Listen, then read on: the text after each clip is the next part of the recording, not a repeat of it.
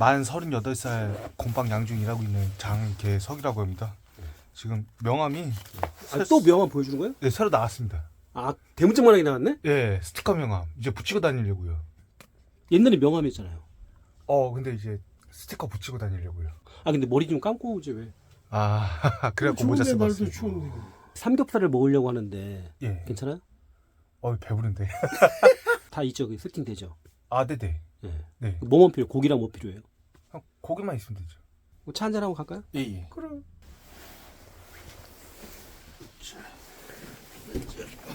별로 근데 크게 효과는 없어요. 없는데 일을 잡아야 되니까요. 예전에도 한번 스티커 명함 만들어서 붙인 적이 있는데요. 크게 효과는 없더라고요. 그냥 아쉬우니까 하는 거죠. 일이 없으니까. 신축을 안 해요. 이런 건물들을 많이 지었는데 이걸 안 지으면 계단을 할 수가 없잖아요. 신축을 안 하는데 어떻게 하겠어요. 사람은 많고 일은 적고 하니까 그냥 다 망하는 거죠. 일이 많이 없을 때 살아남을 수 있는 사람은 방법이 하나예요. 아무거나 하는 거예요. 하다못해 똥풀어라도 가야 돼요. 나 옛날에 똥풀어 많이 갔어요. 진짜로요? 응. 와, 들어가서 셋이서 위에 한 명, 중간에 나, 밑에 하나 해가지고 셋이서 사흘 동안을 펐어요. 똥을. 그걸 얼마 받으신 거예요? 그때 돈을 한 10만 원 받았죠. 하루 일당으로요? 예. 네. 너무 싸요. 아, 왜 싸요 그럼? 인력에서 간 거기 때문에. 하초코. 예. 눈빛이 오늘 살아있는데? 아, 그래요? 네.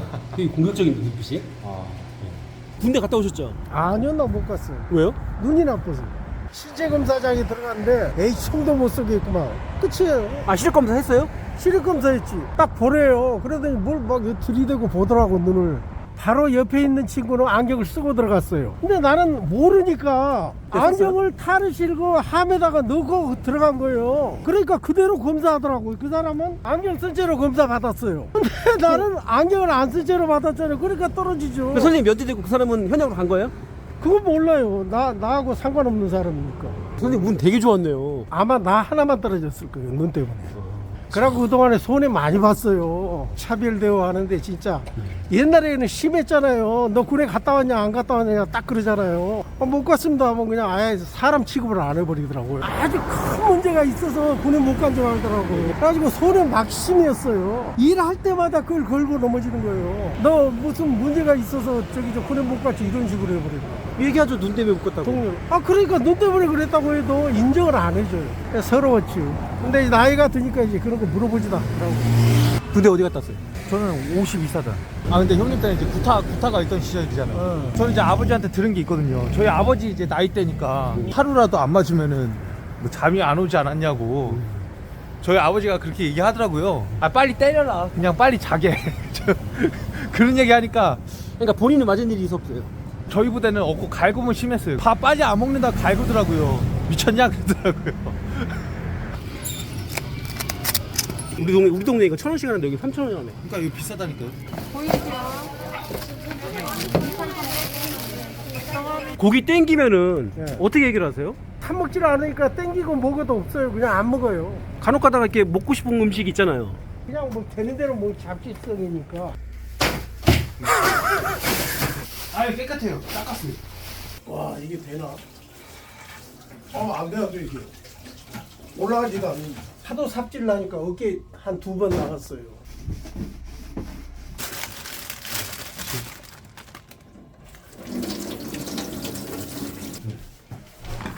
위에도 안 먹는 거예요? 그 부분은 먹죠. 이건 버리는 거고. 선생님도 이렇게 많이 안 해보셨구나. 안 했죠. 우린 단순한 게 좋아요. 우린 성질이 급해가지고 그냥 이런 거 먹어버리지 뭐 자르고 어쩌고 그 짓을 안 해요. 선생님 라면 끓이실 때 뭐 네. 넣어요? 딴 거? 아무것도 안 넣어요. 달걀 안 넣어요? 안 넣어요. 그런 거 준비하지도 않고 우린 단순한 걸 좋아해요. 더 귀찮을 때는 어떻게 하냐. 라면 생으로 딱 봉지 뜯어가지고 라면 따로 먹고, 그리고 스프는 밥에다가 딱 뿌린 다음에 밥하고 먹으면 맛있어요. 너무 원시적이잖아요, 이거는. 아니요, 맛이 끝내줘요. 지금 그 라면 있는 것들 있죠. 네. 한 번도 끓여 먹은 적 없어요. 예, 다 그냥 생으로 먹었어요. 아까 그 라면요? 네, 봉지로 해가지고 생라면 건 그냥 따로 스프 넣는 거예요? 아니, 옛날에 그랬는데 스프를 따로 먹으면 짜요. 그러니까 밥에다 뿌려가지고 얹은 다음에 네. 거기에서 그 짜지 않을 만큼 밥하고 섞어서 먹으면 끝내줘요, 맛이. 우린 귀찮으니까 그냥 길게 먹는다. 그래서 우리는 네. 먹는 게 전부 인스턴트식이에요. 모든 음식이다. 원래 발은 이렇게 안 닦는데 지금 처음 이렇게 닦는. 화장실 너무 좁은 거 아니에요? 아, 괜찮습니다.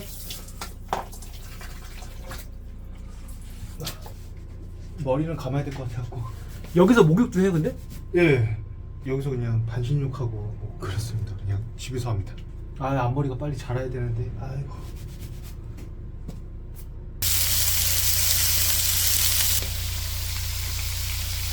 삼겹살 오랜만에 드시잖아요? 그렇죠. 오랜만에. 데이트할 때 삼겹살 같은 거 좀 안 드셨어요? 우린 데이트할 때 뭐 사 먹은 적이 한 번도 없어요.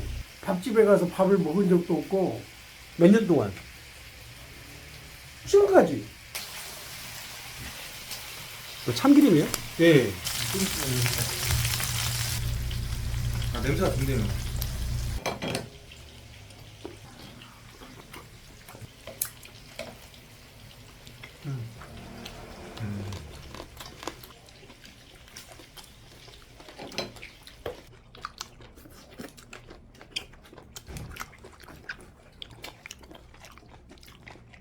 망했다는 거예요. 어떤 면에서? 일이 없잖아요. 올해는 지어야 할 집을 안 지었다고요. 내년이면 실제로 정상대로 한다면 2배를 지어야 돼요. 그렇지 않으면 시값 막 올라가요. 여기에 올인을 했는데 여기가 일이 없으니. 유자차 끓이는 거예요? 아, 근데 이게 물을 더 해야 돼. 물이 좀 부족하네. 그릇이 없어갖고. 그래도 제가 산 게 아니라 여기 있던 거예요. 전에 살던 사람이 놓고 간 거? 예. 이거 그릇 있는데 왜 제가 안 썼지? 여기다 하면 됐었는데.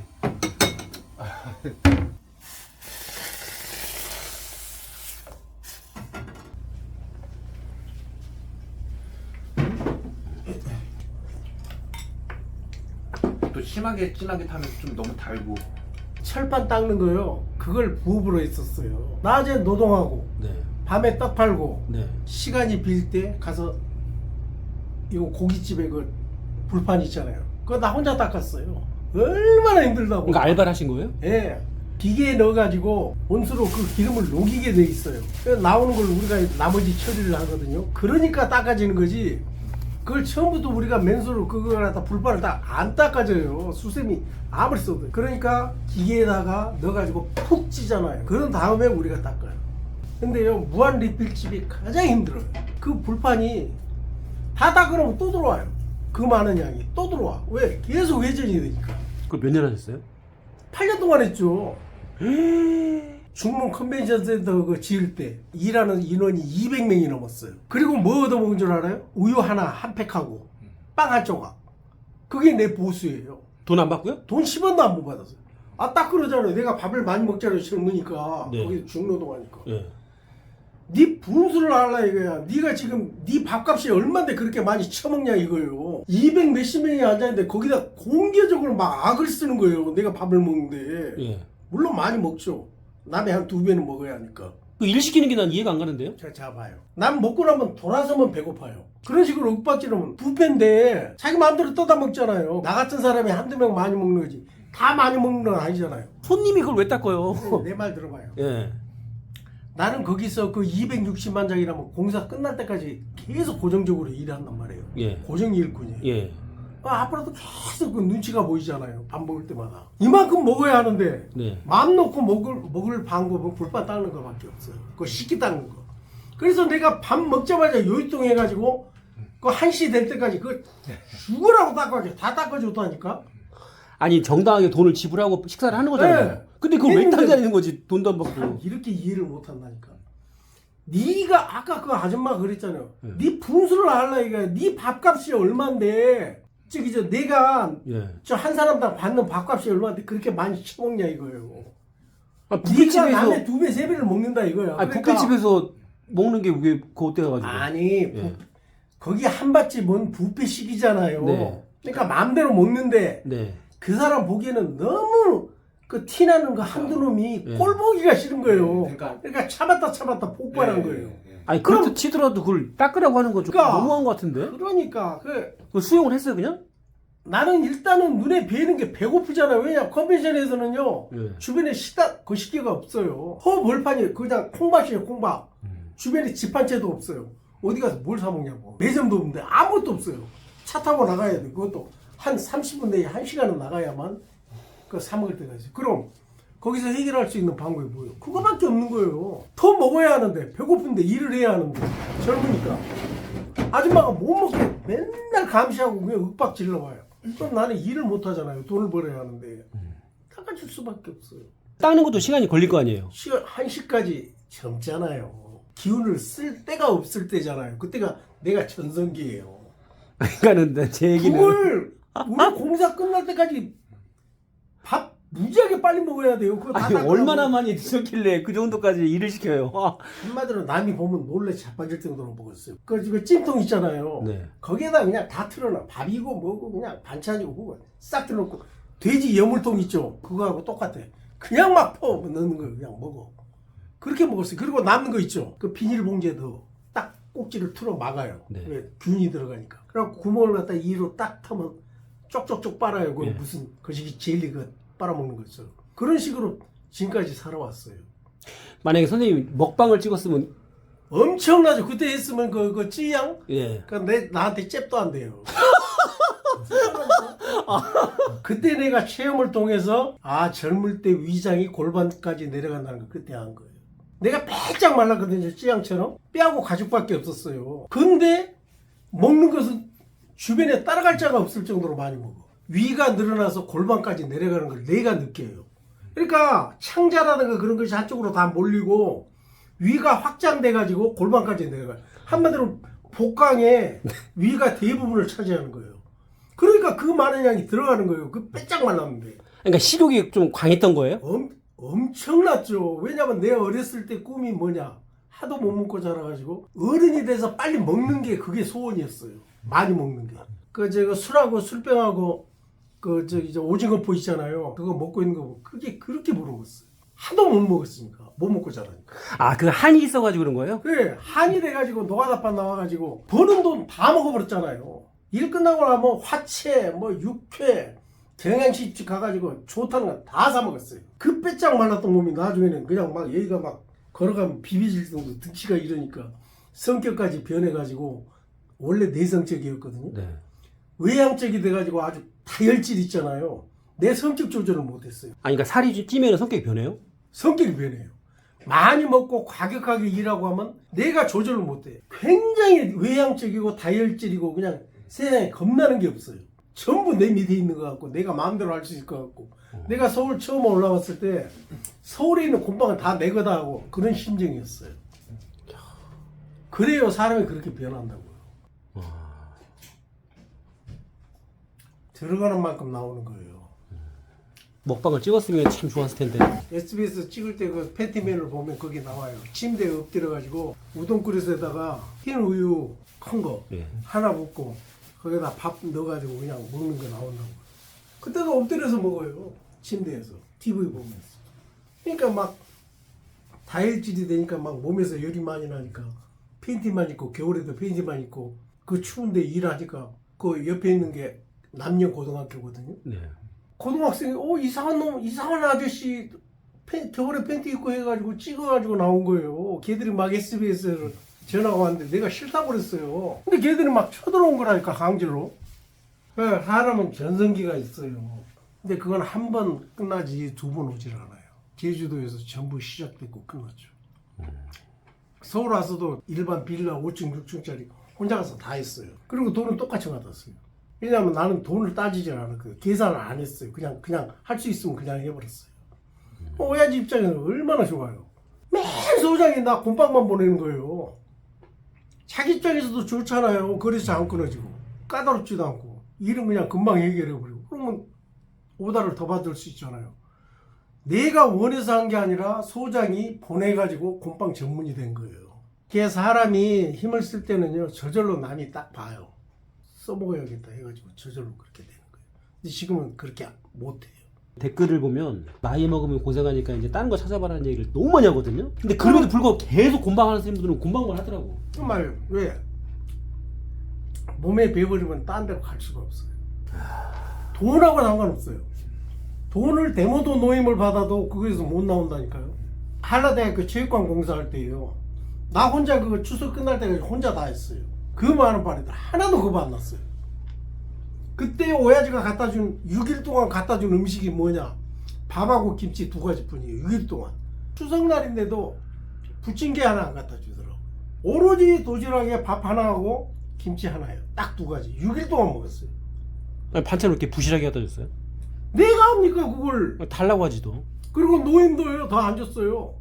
오히려 추석이라고 대모도 노임밖에 안 줬어. 내가 추석 때도 너 일 시켜준다 이거야. 곰팡 노임도 안 줬어요. 대모도 노임 줬어. 5만원. 그때 대모도 노임이 5만원이에요. 그걸 받고 6일 동안 죽으라고 해가지고 나 혼자 곰팡 다 하고. 그러니까 노임을 적정하게 받고 하셔야 되는데 그렇게 터무니없이 받으면서 뭐하러 해요? 그러니까 바보라는 거예요.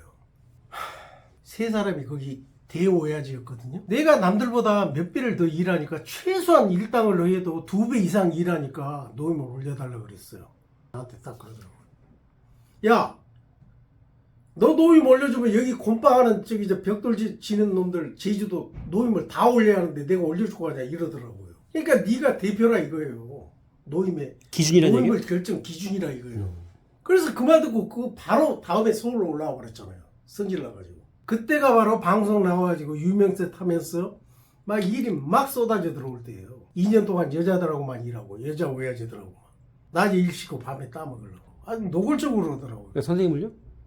네, 난 그때 총각이었잖아요. 잘 나가고 젊잖아요. 네. 아, 오해지가 여자니까? 네, 아니 평소에는 오야지가 있는지도 몰랐어요 여자가. 근데 1년 내내 여자들하고만 했다니까요. 그들이 의도적으로 나한테 접근한 거예요.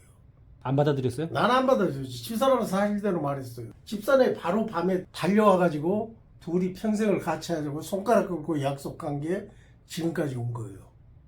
근데 내가 그 사람을 근데 저기 뭐 배신하고 그럽니까? 힘도 못 쓰고 겨우 일당도 벌까 말까 하지만 절대로 그 마음은 변치 않는다고요.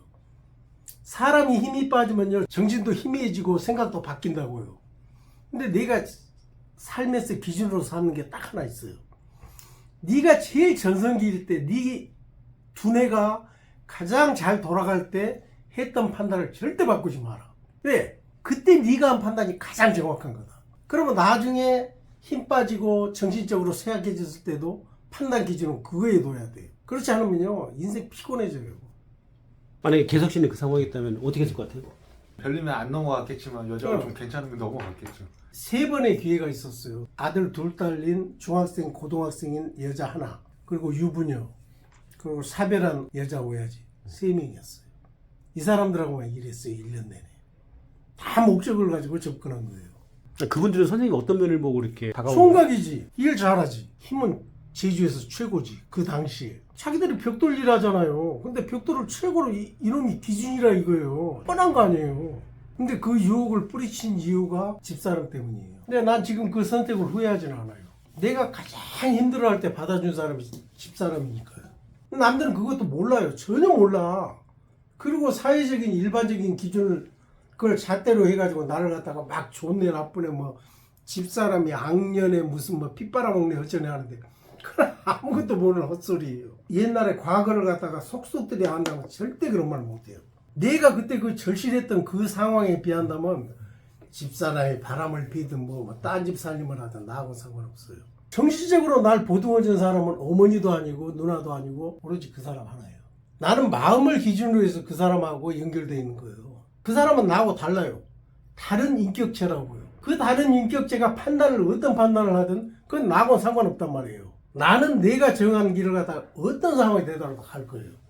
남자애가 그러더라고. 어떤 일살에 있을 때 내가 네 아내하고 지금 같이 동거하고 있는데 날 떠나려고 해서 내가 성질이 나서 나한테 고자질하는 거다 하고 내가 지금까지 동거한 남자다 그러면서 그러더라고. 내가 걔한테 그랬어요. 당신이 나보다 집사람을 더 행복하게 해줄 자신이 있으면 계속 같이 살아라. 나는 지금 최선을 다하고 있지만 내 능력이 안 된다면 난 억지로 어떻게 해볼 생각은 없다. 내 능력이 미치질 않고 내 사랑이 모자라는 거니까 당신이 그렇게 자신 있으면 집사람은 계속 살라고 그랬어요. 그 뒤로 그 사람한테 전화 한 통 안 와요. 근데 그게 사실인지 아닌지는 모르겠어요. 사실인지 아닌지 나는 확인도 안 했어요. 왜? 사랑하는 사람을 갖다가 그런 의심이 든다고 해서 뒷조사하려고 하려고 하면 할 수 있죠. 주변에서 그랬어요. 야, 나 뒷조사할 능력 있는데 내가 그 뒷조사 다 해줄까? No 했어요. 중요한 건 사실관계가 아니라 내 마음이라고요. 난 지금까지 내 마음을 바라보고 살았지 집사람을 갖다가 어떤 기준을 조건을 보고 집사람을 사랑한 게 아니라고요. 조건은 일체 따질 생각이 없어요. 집사람이 유부녀가 됐건 딴 남자하고 동거를 해서 아이를 낳건 앞으로 갈 길이 내가 아니라 딴 사람하고 같이 새 삶을 꾸리든 그건 내 능력 부족이라고요. 그러니까 나는 여기에서 내 최선만 다할 뿐이지 집사람한테 강제할 생각은 요만큼도 없어요. 전혀 변하지 않아요. 어떤 상황이 돼도. 집사람이 딴 길을 간다고 하면 나는 내 할 일만 할 거예요. 내가 그 사람한테 줄 수 있는 거. 내 사랑을 갖다 전할 뿐이지 그 사람한테 어떻게 하라고 강요할 생각은 하나도 없어요. 근데 그게 줄어드는 게 너무 안타까운 거예요. 쇠약해지다가 나중에는 경제력이 없어질 거 아니에요. 그건 나도 어쩔 수가 없어요. 근데 내가 할 수 있는 건 한다 이거죠. 그 크기가 작아지겠죠. 그래도 후회는 안 해요. 누구나 가는 길이니까. 근데 이걸 이해해주는 사람이 거의 없어요. 누나가 만약에 없으면 어머니 때문에 나는 이 일을 갖다가 지금처럼 할 수도 없어요. 어머니 치매시고 고령이시니까. 누나가 24시간 어머니를 모시기 때문에 가능한 거예요. 나한테 은인은요, 집사람도 되지만 누나도 돼요. 그리고 이걸 시작하게 해주는 사람은 어머니예요. 어머니가 그 이 원인을 만들어줬거든요. 어떤 원인이요? 집사람한테 갈 수 있는 그런 기반을 만들어주셨다고요. 어머니가 제주도까지 몇 번을 내려오셨어요. 내가 젊었을 때. 그리고 나한테 오피스텔을 만들어주셨어요. 그러니까 초기에 정착할 때 도움 줬다는 얘기죠? 어머님이. 그렇죠. 그렇지 않았으면 시작도 못했죠. 선생님이 말할 때 좀 이렇게 약간 화가 좀 있으신 것 같아요. 화가 있는 게 아니라 너무 회방을 놓으니까 그래요.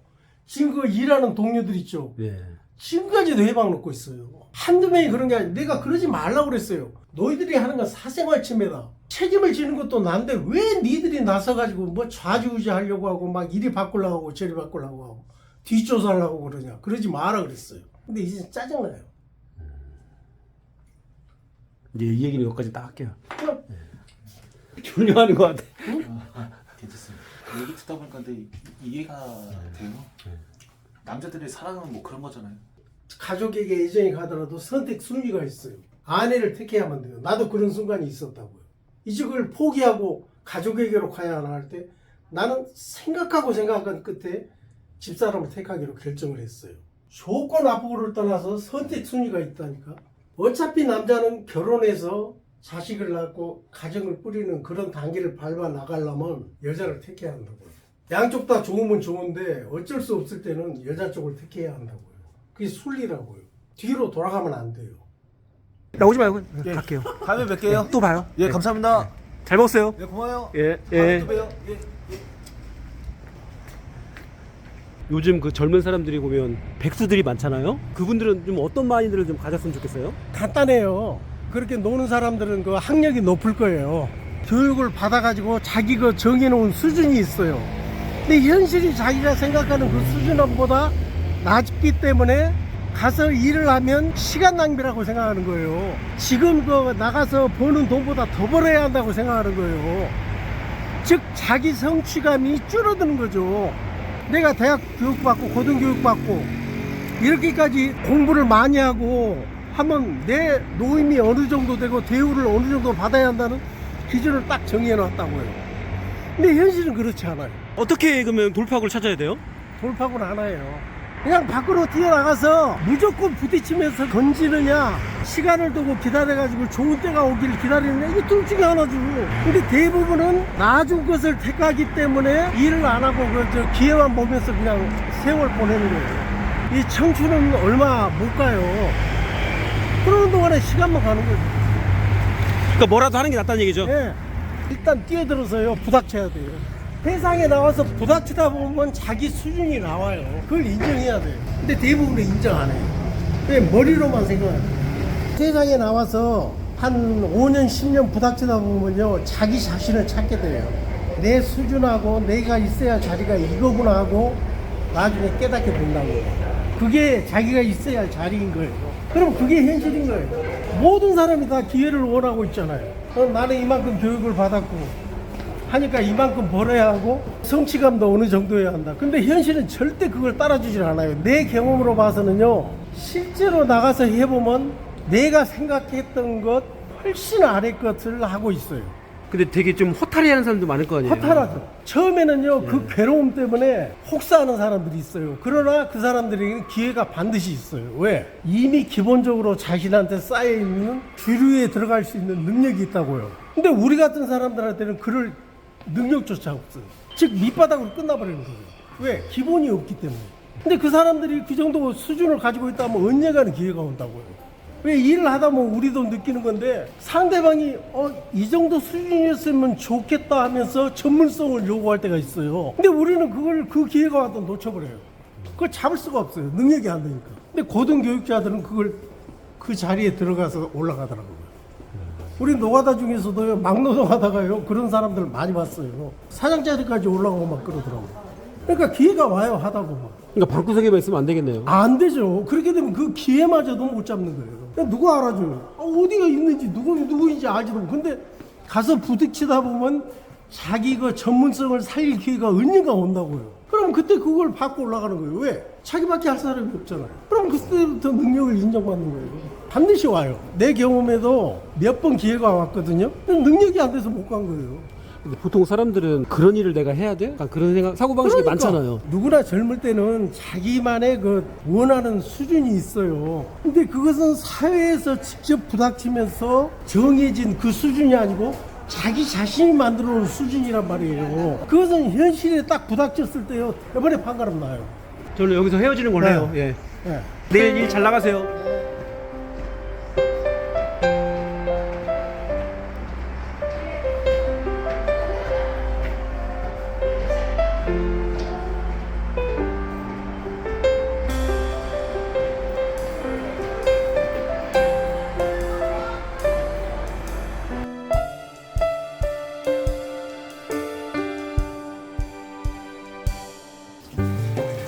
안 돼요, 이게. 올라갈 데가 안 돼요. 안 올라가세요? 안 올라가요, 이게. 이 정도까지밖에.